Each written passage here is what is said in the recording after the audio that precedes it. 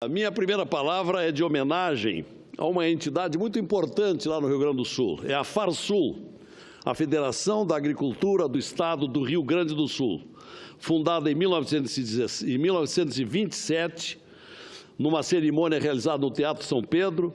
É a instituição que defende as entidades produtoras da agricultura, do agronegócio, e que hoje está completando 90 anos.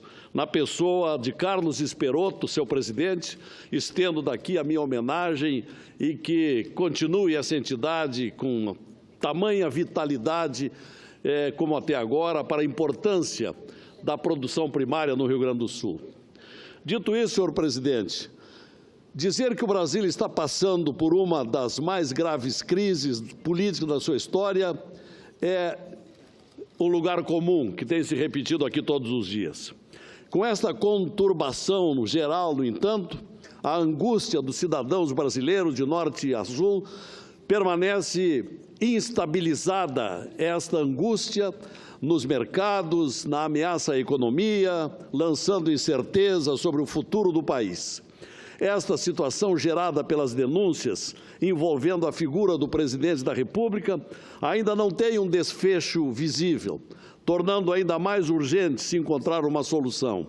E a expectativa do momento é de que o Tribunal Superior Eleitoral, a partir do dia 6 de junho, ajude a encaminhar uma solução para esse momento que estamos vivendo com relação à presidência da República, à instabilidade do presidente Michel Temer. A perspectiva é de cassação, constituindo aí uma saída honrosa e menos traumática para o próprio presidente da República. Além do mais, as outras alternativas serão difíceis, quase descartáveis. A renúncia, que não está nos planos de Temer, e o impeachment, um caminho longo, incerto e doloroso. Admito, senhor presidente, esteja agora o senhor presidente mais preocupado com a sua biografia e, com razão, buscando cristalizar um legado a partir do encaminhamento das reformas, mas não podemos perder de vista aquilo que for melhor para o país e para os brasileiros. Sabemos pela imprensa que há conversas de bastidores entre Fernando Henrique Cardoso, Lula, representantes do governo, em busca de uma costura de acordo. Acho isto também é extremamente complicado. Há um notório apelo popular por eleição direta, o que acho que deveria acontecer como melhor forma de pacificar o ambiente que nós estamos vivendo. Uma outra alternativa, há poucos dias cogitada aqui pelo senador Jorge Viana, é a da instalação do Conselho da República, que não existe, está previsto na Constituição. Um Conselho da República que poderia servir de um foro de concertação para superar esses impasses que estamos vivendo em torno da governabilidade do Brasil. O Congresso Nacional deve ser o fiador de uma saída. Entendo que o Código Eleitoral permite a escolha de um novo presidente pela via direta. É evidente que os vícios e os defeitos de nosso sistema político estão aí expostos de forma escancarada.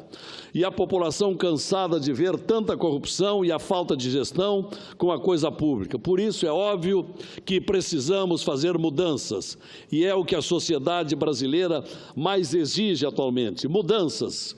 Chegou a hora da sociedade, o parlamento, as demais instituições, iniciarmos a mobilização pela moralização do Brasil, que deve ser prioridade absoluta.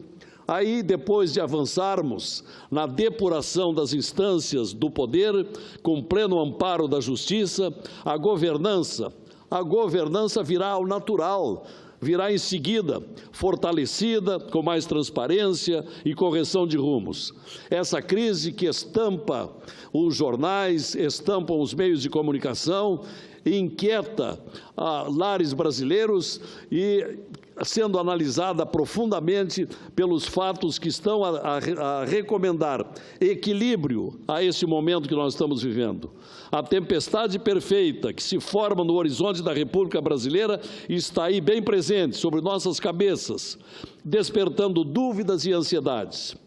Senhores e senhoras parlamentares, enquanto nos debatemos sobre quem sucederá o presidente da República e como esta sucessão se dará, o valioso instrumento da delação premiada, que permite importantes avanços na Lava Jato, vem sofrendo críticas severas e procedentes sobre como ela se deu no recente caso da JBS, sobre o que peço para falar alguns instantes. Fiquei também inconformado, senhor presidente, com a possibilidade de os delatores Joesley e Wesley Batista, donos do grupo JBS, ficarem impunes, mesmo após se comprovar que se beneficiaram ilegalmente também de operações financeiras antes da divulgação do acordo de delação premiada assinado pelo Procurador-Geral da República.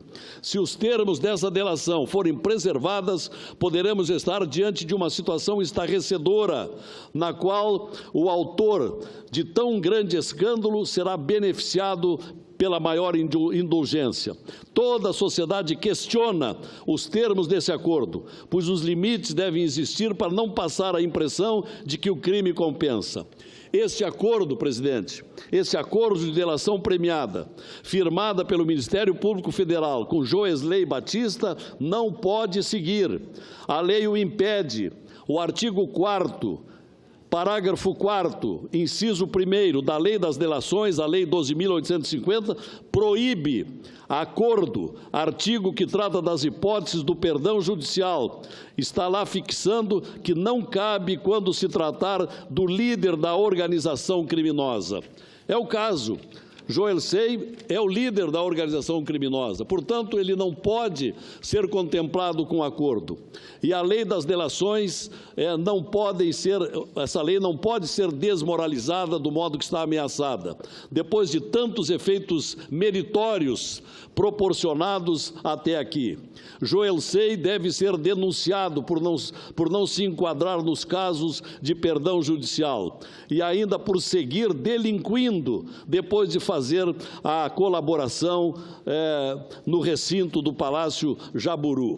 Portanto, esperamos que aconteça esta revisão do instrumento da delação premiada na legislação brasileira, sob o risco de cair esta importante lei no descrédito. Por mais relevante que seja a colaboração, o que não se discute aqui, não poderia o Ministério Público cooperar com a impunidade dos bilionários criminosos, levando à perplexidade a nação. A hora, portanto, é de resgate da moralidade, do Brasil reencontrar o caminho da normalidade, da governabilidade e o respeito com a coisa pública. Chegamos ao fundo do poço e apenas com o espírito de responsabilidade e respeito ao interesse público nós poderemos dele sair. Então, senhor presidente, era principalmente isso que eu queria dizer, nesse momento em que tantas pontas nós encontramos nessa crise que estamos vivendo. Mas um dos pontos mais urgentes, mais prementes, é esse que diz respeito a esse absurdo, incompreensível, estranho acordo acontecido com os irmãos Batista por parte do Ministério Público. Entendemos que eles deveriam, isto sim, estar na cadeia. Tão discrepantes foram os comportamentos para a delação premiada em relação a Marcelo Odebrecht. A Marcelo Odebrecht, a cadeia, há 2 anos, a multa e as demais consequências. A Joesley, nada. Liberdade, passeios em Nova York, nenhum compromisso, nem tornozeleira eletrônica, nada. É uma discriminação inaceitável. E, nesse sentido, esta Casa deve também se manifestar porque a lei seja cumprida. Afinal de contas, nós estamos aqui não apenas para fazer leis, mas para acompanhar e para fiscalizar o seu cumprimento. É o que tinha a dizer, senhor presidente. Obrigado pela tolerância.